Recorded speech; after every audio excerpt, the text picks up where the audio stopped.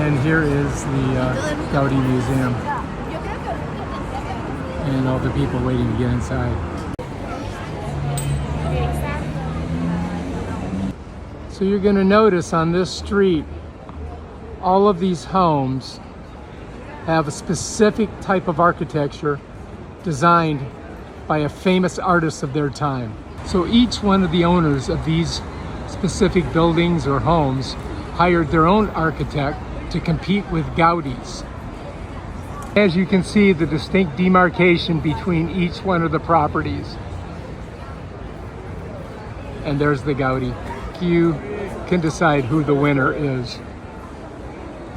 Hired Gaudi to do this design. This was built in the 1870s, I think, according to my historian Quinn.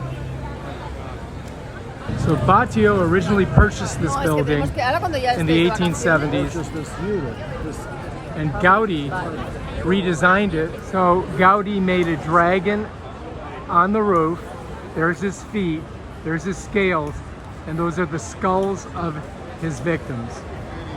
He had a lot of victims.